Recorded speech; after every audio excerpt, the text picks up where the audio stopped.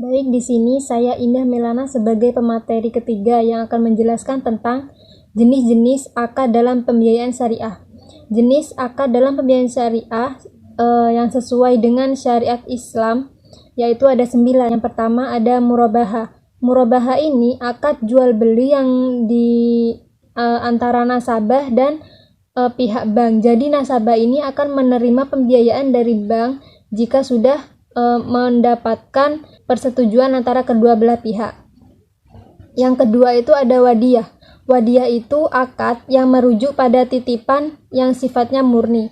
Titipan ini berupa dana yang dititipkan dari pihak satu ke pihak lainnya.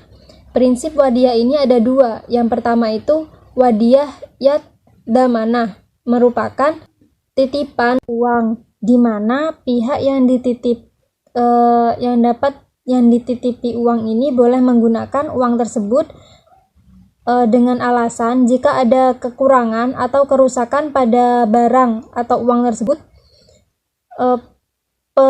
orang yang dititipi uang itu menggantinya dengan barang yang serupa. Yang kedua itu wadiyah yad amanah, merupakan titipan murni yang memberikan amanah pada pihak yang dititipi untuk menjaga dan tidak boleh dipakai. Jadi jika wadiyah yad amanah ini boleh memakai atau meminjam, tetapi yang wadiyah yad amanah ini tidak boleh dipinjam.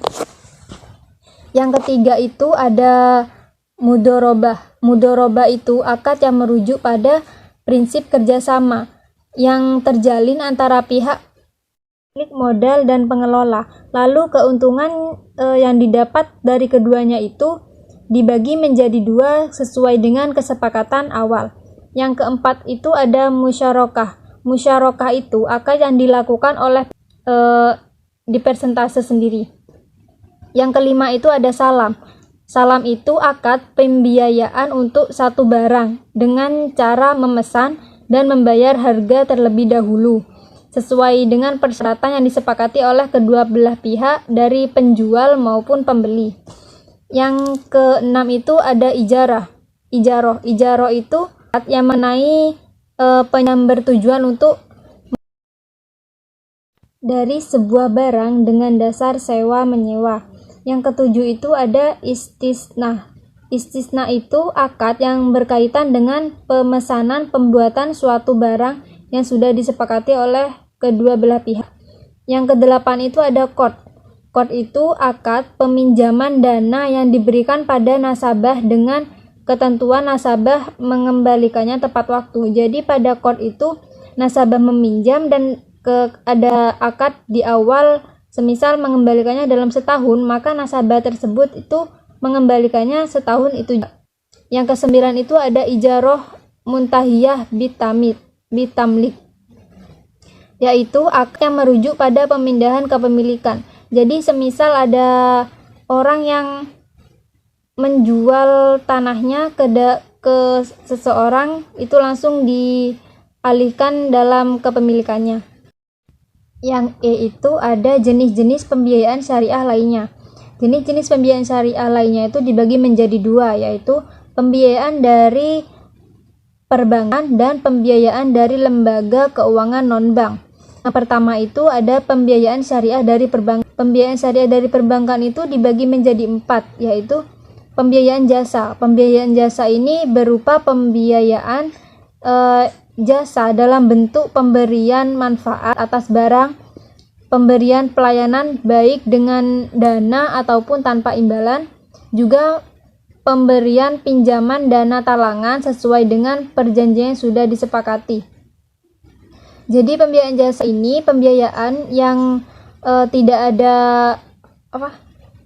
ada jaminannya. Jadi cuma kita itu memberi imbalan ataupun sebuah keuntungan yang dibagi sesuai kesepakatan awal. Contohnya itu bank syariah. Dalam bank syariah itu menerapkan akad di mana dari pihak nasabah dan pihak bank itu melakukan persetujuan antara kedua belah pihak.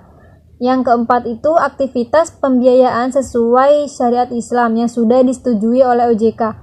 Pembiayaan yang merujuk pada akad-akad yang sudah dijelaskan pada penjelasan sebelumnya. Contohnya itu pada akad mudharabah yang diterapkan dalam lembaga keuangan bank. Yang kedua itu ada pembiayaan dari lembaga keuangan non-bank. Yang pertama itu ada BMT atau Balai Usaha Mandiri Terpadu. BMT itu lembaga keuangan mikro yang dalam penyediaannya itu berbagai jenis pembiayaan menggunakan prinsip syariah. Pembiayaan di BMT itu berasal dari modal yang dihimpun dari anggota BMT itu sendiri, kemudian dikelola sesuai dengan kesepakatan bersama. Contohnya itu berupa gadai, modal usaha, dan lain-lain. Yang kedua itu ada koperasi syariah. Koperasi syariah itu merupakan badan usaha yang dalam pelaksanaannya itu berdasarkan hukum-hukum Islam, baik terdapat dalam Al-Quran ataupun hadis. Mungkin cukup itu, kurang lebihnya mohon maaf. Terima kasih.